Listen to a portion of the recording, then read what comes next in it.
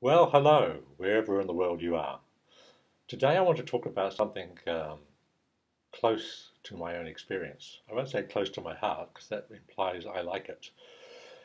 And that is the subject of debt and what often people call the debt trap. Escape the debt trap. How do you do that? To illustrate this, I'd like to, in a shorter possible time, maybe 5 minutes, 6 minutes, I want to talk briefly about what happened to me because it was very illustrative. I grew up in a home where cash was king. My father was a Scot, and there was never any unnecessary debt at all. There was never going into debt, certainly for consumable goods. And as a young man, I absorbed this just by being in that family. And so, on first getting married and in getting a first house, I can recall my plan back then. It's sort of utopian in a way, but it happened. My plan was to be debt free, have a house and be debt free. I had bought a section when I was 18 as a result of an architect I was working with who encouraged me to put a deposit. So I used that land as a starting point. And the first house was purchased using lawyers' short-term money because as a musician I couldn't get a bank loan. So I had a 2-year loan, renovated a house, sold it, then designed a house, had it built on, on land I owned, um, sold it for a profit. And then from these two projects, which were actually at an inflationary time, so house prices were going up, was able to actually buy a house in a much better area, debt free.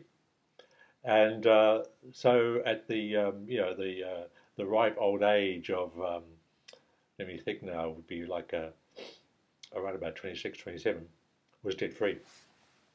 You think I would take that and run with it, but somewhere along the line, I had been reading books, and of course we were in an era of credit cards coming into being.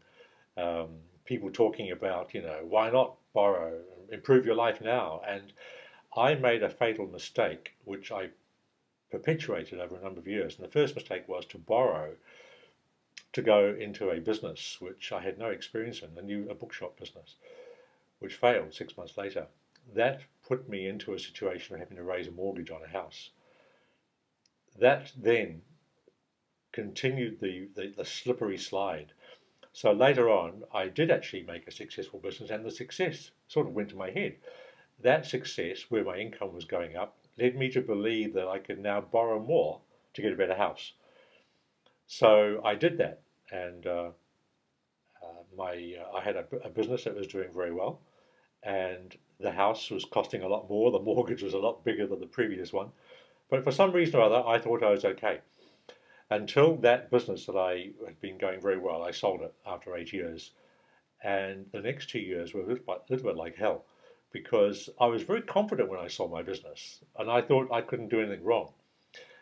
But as Les Brown has said, the motivational speaker, trainer, you fail your way to success. Well, I was about to learn that lesson. So the business I started subsequent to selling my business was another publishing business. After a year, it failed, and I lost a lot of money because during the course of that, I was using money I had to pay the bills, and then I tried something else, something more desperate, like a little franchise. Um, you do get desperate when things go bad, and sometimes in that desperation, you make bad decisions, and you go down and down in a whirlpool of bad decisions, and so that ended up badly. It cost me about $12,000 to get in. Anyway, long story short, as a result of 2 years after my successfully selling a business where felt on top of the world, I was now unable to pay my debts. I was forced to sell the house because of the debt level on it. Sold the house, moved into a rented accommodation, and continued to try and struggle. Ended up borrowing money from my family. Um, could no longer afford the rent on the place. Took an offer of a friend to uh, to rent a room in a house, um, and ended up losing everything. No money, no house, no nothing, and $35,000 in debt. And at this particular stage, I was 47. And I can tell you the feeling at arriving at 47, having thought you were getting somewhere, to find you had nothing, nothing at all. That was utterly depressing. I never gave up. Mentally, I didn't give up, but I used to get extremely distraught at the idea, how would I ever claw back? How would I claw back from this position at my age? I did get a job um, teaching computers, and that gave me a breather, and it gave me the confidence I needed to then become creative in thinking again. I thought up a new business, and that new business idea was to do with international living and how to live outside the system. As a result of a book I read, I wish I'd wrote it, a book I read which inspired me greatly, and that in conjunction with my new job enabled me within 2 years to pay off all my debt, to save over $80,000, and to have a new business that was thriving so much after 2 years that I was earning 3 times in my business what I was in my day job. And I thought it was time to cancel that day job and go full time where the money was and where my passion was, which was my own business, which became an online business in 1998, which I've been doing ever since.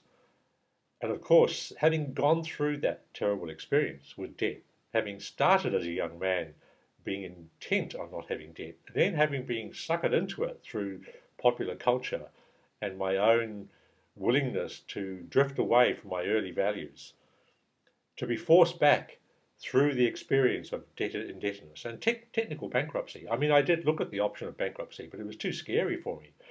I thought, no, I'm just going to pay everybody back. I didn't declare bankruptcy, but I was in fact bankrupt. I had nothing. But that experience taught me the value of not getting in debt. And ever since that day, I have not been in debt for anything. No mortgages, no consumer debt, of course. I have no debts. And I can assure you that the feeling of knowing that you have no debts of any description gives you a sense of lightness and a sense of freedom, which I value immensely. And I would certainly encourage anybody out there who's watching this, whether you have debts or whether you're contemplating debts, don't do it. Whatever you do, pay off your mortgage as fast as you can. Certainly don't borrow for a new car, a new washing machine, or a new colour TV. Save up for these things. Don't get things on tick. It's not worth it. Don't max out your credit card and get another one and load it up. Simply make a decision, no debt. Your life will be better for it. Otherwise, you could end up like I did, destroying what you had and having to start over. That's my message, that's my story, and I'm sticking to it. So all the best to you. Bye.